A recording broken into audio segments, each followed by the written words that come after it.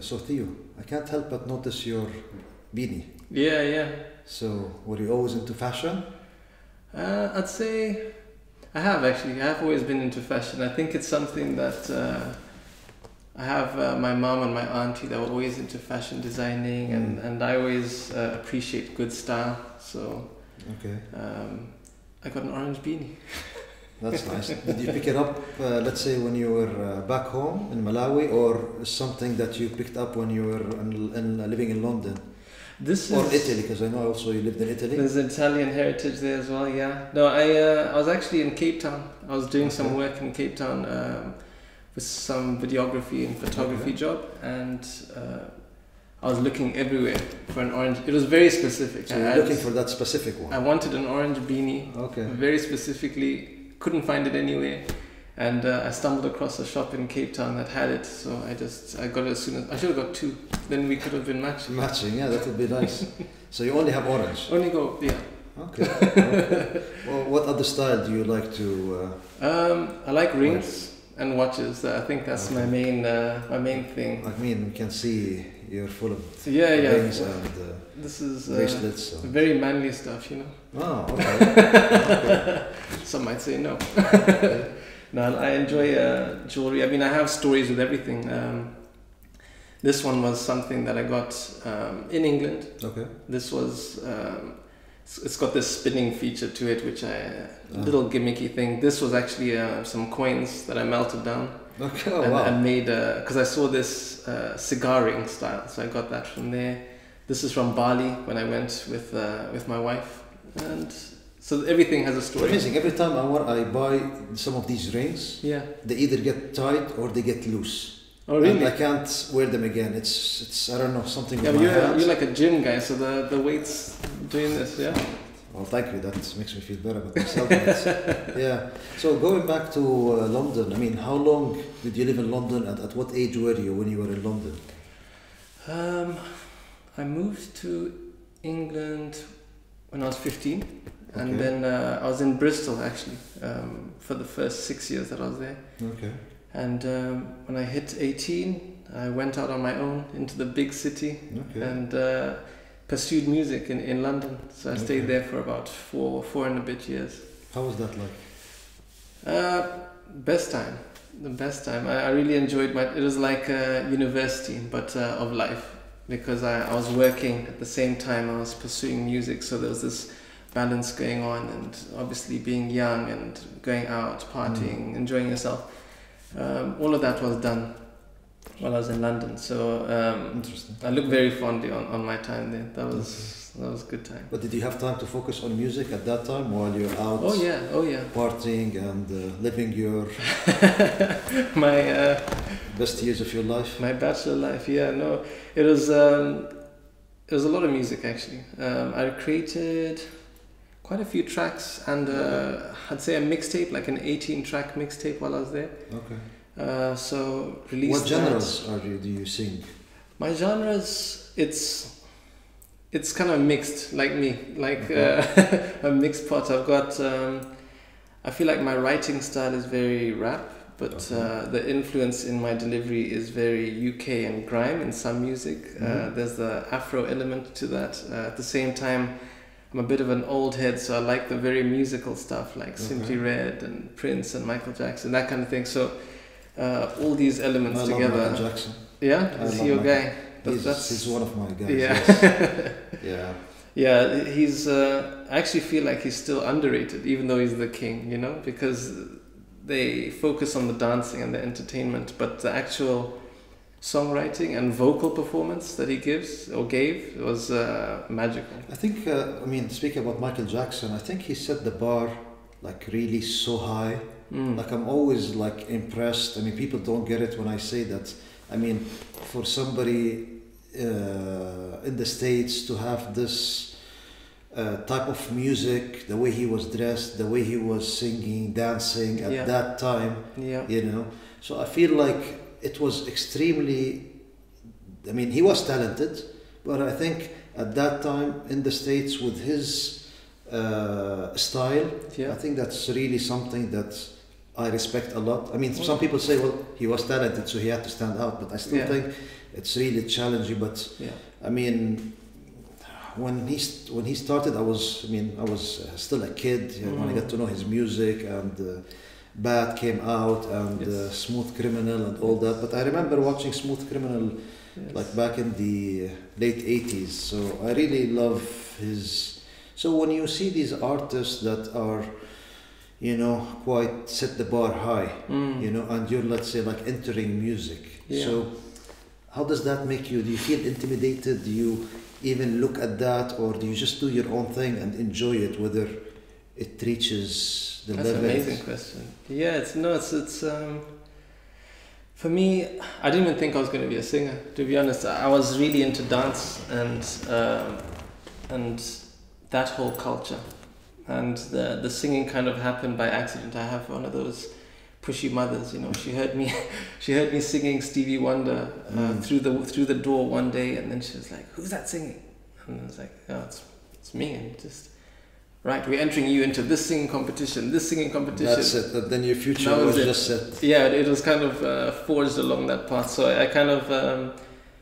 At the same time as looking up to these people, I never felt intimidated, because I felt like we are a product of what they've done, the walls that they broke down. So now it's a case of us to create different pathways for other people after us. So I mean, I had this sound and influence in my music, and I went back home to Malawi after 10 years of being in England and presented that. I mean, it was very risky, because the culture there is it was very deep rooted in traditional music, and then I come there and I'm doing these hip hop dance moves with singing UK style with the Afro fusion, and it rocked the boat a bit, but it was received very well, and I'd say that's when the snowball effect started. So how many albums or how many songs have you made so far? Songs I couldn't even tell you. There's so many. And how do you, when you have a song, I mean, how long does it take you to do one song, to finish one song, or to finish, let's say, an album? How long does that take? I'd say to finish a song, sometimes I'll be sitting in the studio with the producer and we're making the beat, and at the same time as making the beat, I'm writing to the song. And so you write the lyrics as well? Yes. Yes. And while we're writing, it'll just become this thing where, okay, let me punch in this lyric, let me punch it. Punching in is like going to the mic and just saying the lines that you've thought of, and then you go back to writing the next part. So it could be anything from an hour to finishing a song to absolutely weeks, months.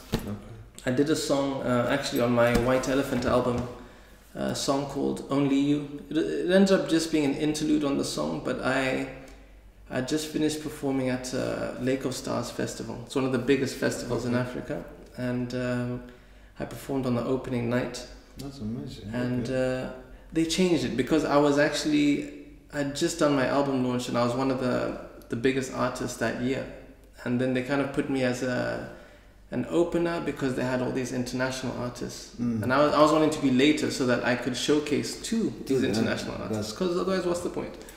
And so that didn't work out. Yeah, so they put me to open the whole festival. Still an honor to be there. Afterwards I felt kind of low.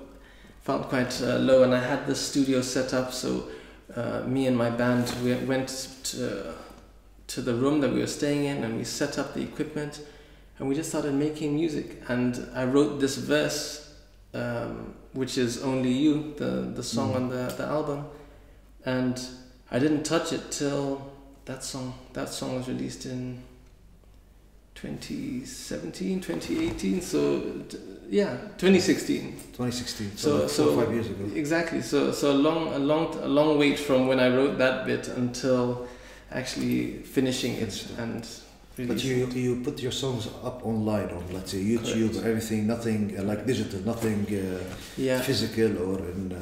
Yeah, I mean, we have hard copies of stuff that we release back home, because not everyone has access to internet and stuff, but mostly online. Mostly online. Okay. Yeah. What song was your, let's say, most favorite, or the one that you're so proud of? I'm sure you're proud of all of your work, but let's say which one stands out? Yeah, they're all amazing. Every single last song's an absolute hit. I've just not been realizing. No, talk about unbiased. Yeah, humility. No, I'm joking. It depends, because there's some songs that are sad, some songs that are about love, some that are about life, like actual, real situations that I touch upon. So, if I was to pick one, I'd say it's always the most recent, because the songs are real in that moment to me, you know, and they're for the time. So I'd probably say the most recent ones. So there's a song called Again and Again that I've just released with an artist called Nepman. He's a dancehall artist back in Malawi. Yeah, and so we did something very traditional sounding, but then he brought dancehall to that traditional sound, and then I brought my style to that sound, and we added a few other African sounds in that. So it's experimental. Have you ever thought about, let's say, working, collaborating with anyone, let's say, in UK, one of these famous, not famous, but like some artists over there that could fit the style? So you have, let's say, like different styles, some African and some. Definitely. I'm always open to collaboration. I've done a few songs with some UK artists. Have I done songs? Nothing with American artists, but always open to just merging sounds, because I think because I'm from that era where people made very authentic music, and I want to push that boundary rather than just doing what everyone else is doing. You know. So have you the music that you do, or the songs that you do? They're just not audio. You also do a music video. Yeah. So did you shoot anything here recently? How long you been here in Dubai? I've been in Dubai just over a year. Okay. Did you shoot anything here? Did you record anything yet here, or still working on something, or is that confidential info? Yeah, no, still making music. I actually made 20 songs before I came here, so I've been releasing the songs slowly. But while I've been here, I've been recording. Funny story, actually. I record in my living room, so I set up some mattresses, and I put a rug underneath the mic, and so I make this real ghetto sound booth. That's funny as that sound, that's really amazing. A lot of people, I know a lot of people that when they want to start something, they want things to be extremely a full setup, a full studio or a full, and even us, sometimes it's good to just get things going instead of waiting for that, even if it's in the... Yeah, where's the passion? Is the passion in actually making the music, or do you want to just feel like you're making music and you're in a beautiful studio? Well, if the passion is to make the music, then just make music with what you have. So it doesn't make you feel, let's say, less, or let's say that you're doing it in your, in your living room, or... No, okay, funny story, the Priceless music video, I'm in the ghetto, one of the ghettos in the city in Malawi, and the reason I shot it in that ghetto was because that's where I recorded the song. My studio had flooded. There was some heavy rain, some torrential rains, and it flooded my studio, and I didn't want to record there, and I got in touch with these guys. So we went to the ghetto, and the studio was a small room, little box that they've created within the room, and they had the egg crates on the side. That was the soundproofing. It's not even real soundproof, egg crates are they don't work, but the crates were there, and we recorded Priceless. This song came out, and so I shot the video in the same neighborhood that I recorded. So for me, it's as long as it's real, and you're telling the story that you want to tell, then we're good, and the quality came out good as well. But one thing I always think about when it comes to, let's say, music, and let's say people who are into arts, let's say creative side like you and me, we always we have our moments when we are actually get creative or get inspired. Or for me, let's say at night, I get inspired or creative when, let's say, everybody's sleeping and I'm on my own and I'm just on my zone. It doesn't happen always, but Sure. I just get that feeling, you know, that I'm able to produce or create or do something, you know. Yeah. Sometimes just while I'm in the car, so I have these moments. So it's a bit challenging that sometimes we get them. Sometimes I go, let's say, like black for, I don't know, like 2-3 weeks. I can't think of anything. Right. And other times I'm just like, I have 3, 4, 5 ideas that I write them down. Yeah. You know, so it's just planning and executing. But the creative side or that inspiration. Yes. Tell me about that. How does it work? Let's say if you want to finish an album and you have, let's say, 1 or 2 songs remaining and you're for whatever reason, you're not in your creative zone or your inspired zone. So how does that work? Where do you get your inspiration from? How do you deal with it when you have we get these mental blocks, for instance, or creative blocks, I want to call them. Yeah. So I think with me, when the magic hits the room and you're just able to create on the spot and it's something fresh and new, I can't even explain that moment when it's music, because you kind of synchronize with the person that's making the music with you, and then you're just building from the room was silent. Okay. And somebody's just pressing one key, and then it starts to build into notes, into chords. Then the instrumentation comes in, and so those are, we call them magic moments. Those are the magic moments. But like you're saying, they're not always there. But I always write notes on my phone when I hear a lyric or when I hear some chords that I enjoy. I'll write down the notes and also what the feeling is. Okay. With what it is. So if there isn't anything, I write to the music. So I'll listen to the music and think, what is this music telling me? How is it making me feel? Okay, this feels like an empowering song, a song about uplifting people. And then I'll go to my notes and find something specific to do with those notes. Correct, yeah. And then I can transport myself to when I wrote that, because I've written down what the feeling was and all that. So I go and enter that space again. Okay. And then I can build off of that. So that's how I keep going. As soon as there's an idea, I'm writing it down. Some people like use this, I don't know, like just a way or like an excuse that, hey, I'm not motivated, I'm not inspired, you know. I mean, we all go through stuff and you know, together and shit together, and we all face these things, these moments when you just don't want to do anything, or you're stuck in life or stuck in a moment that you just don't want to do anything. But like a lot of people will say, you know, I'm not like you, I'm not motivated, I'm not inspired. You're motivated, you're inspired, and what they don't get is that we're not always like that. Correct. But we sort of like capitalize on those moments that we get inspired. So which brings me up to a question. Do you think musicians are born with talent, or is it an acquired talent, or is it actually both? Like I knew a girl that was with me in school.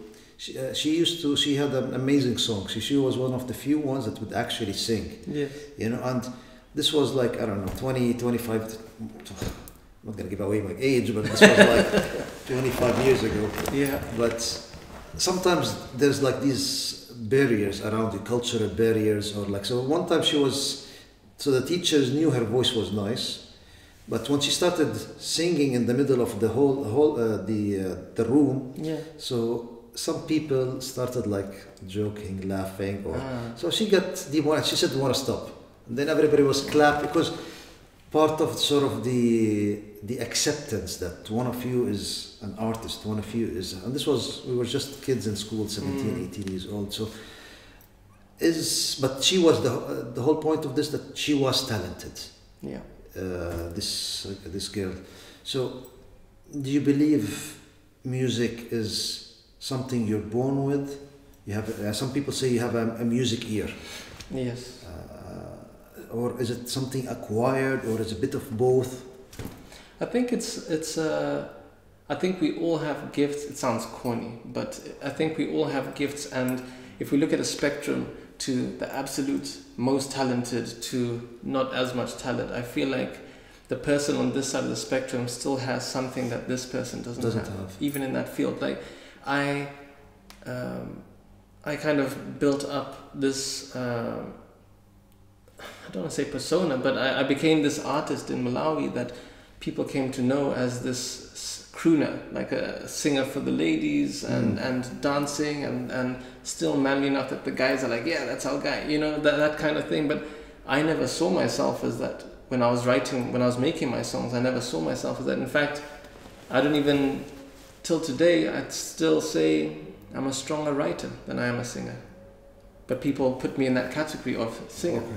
So I think it just depends on the person, because I can ask you, is the best singer in the world the biggest artist in the world? Probably not, because Drake's at the top and he's learned how to sing over the last few years, but he's not better than some guys you hear on Idols vocally, in terms of talent and skill, you know. So it really, the stars align, and there's a lot of luck and timing in this industry. So talent is a very small, I'd say 20% of actually making it as a musician. Talent is 20%. Yeah. Okay. Yeah. So what would be your advice to, let's say, people who want to pursue that, especially when, you know, I mean, things have been changing over the past 30, 40 years, like 40, again, it depends on the culture and where you're living, you know. Let's say the culture I was coming from, if I said to my parents I wanted to be a singer or a dancer, it's like, you know, get the hell out of the house, you know. So that has changed over the years, but there's still, so we're not going to go into that, you know, culture or thought, but what I'm saying, what would be your advice to the younger generation?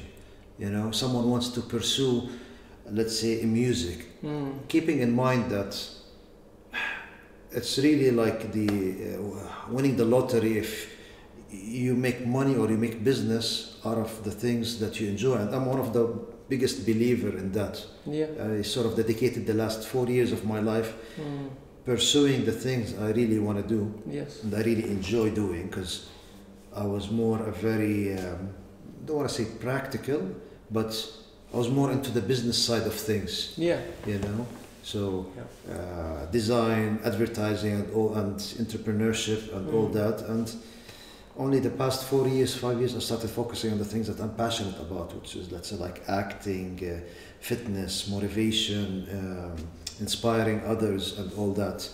But I know it is tough, because making success and, let's say, money from, or a living, I don't want to say money, from things you're passionate about is extremely difficult. Extremely difficult. So for these kids or people who want to pursue singing, and with all these challenges and the world is becoming more expensive, what do we tell them? What's our advice to them?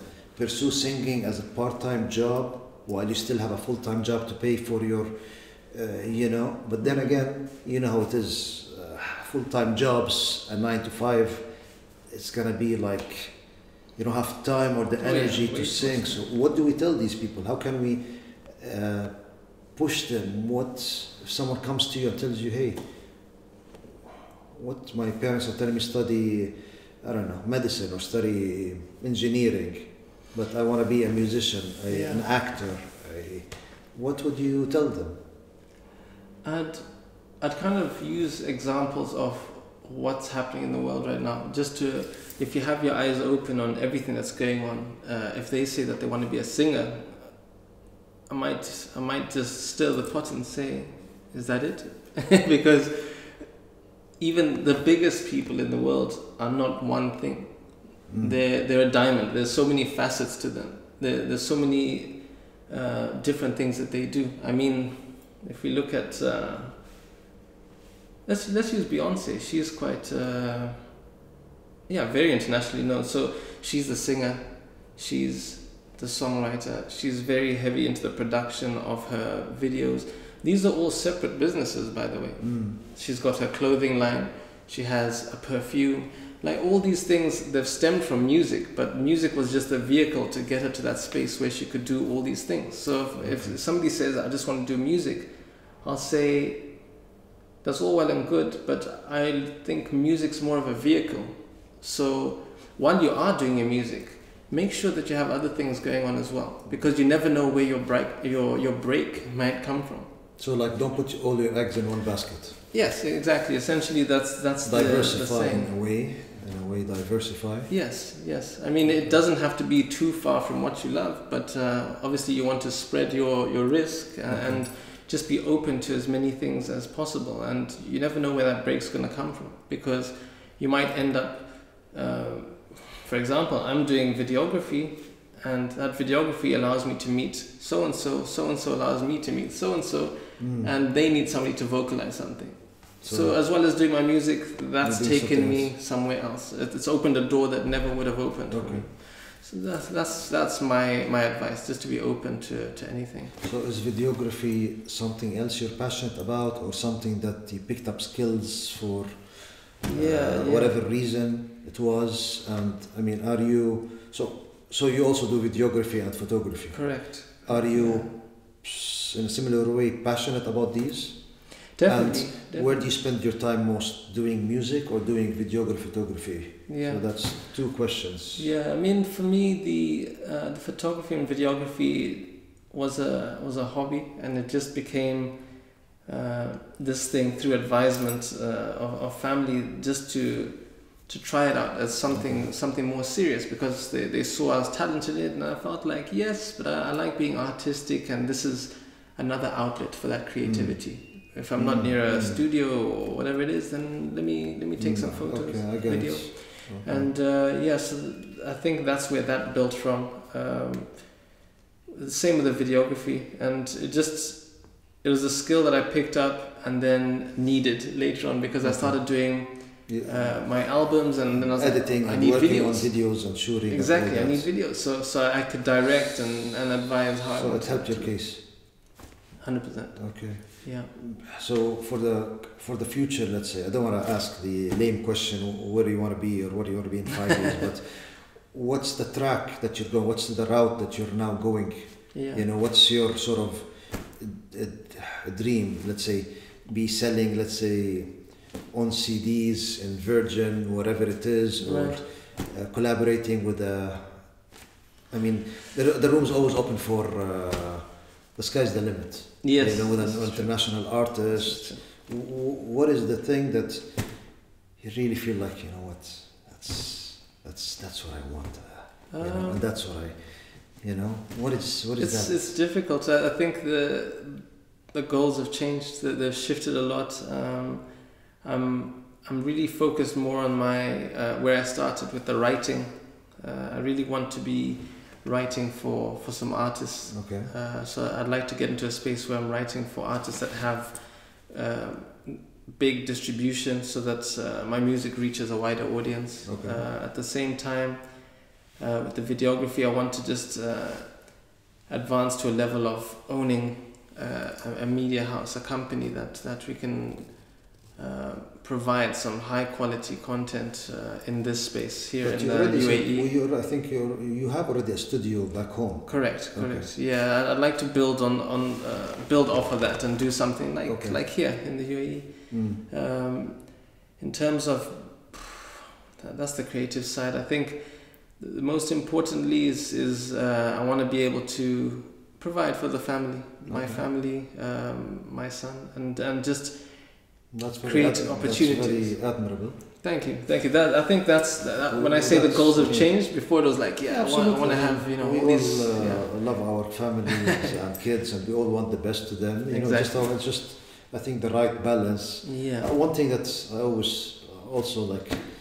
Sometimes when people, I feel like some people use family as an excuse.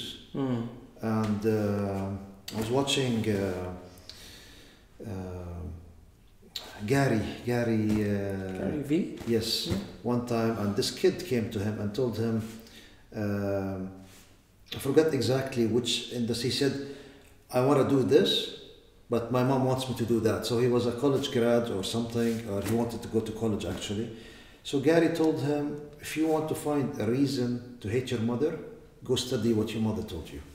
And I was so like overwhelmed with this feeling of impressed and shocked and amazed that like it's something that you know, but just finding the right words for it. Like if you want to find a reason to hate your mom, go study what she said.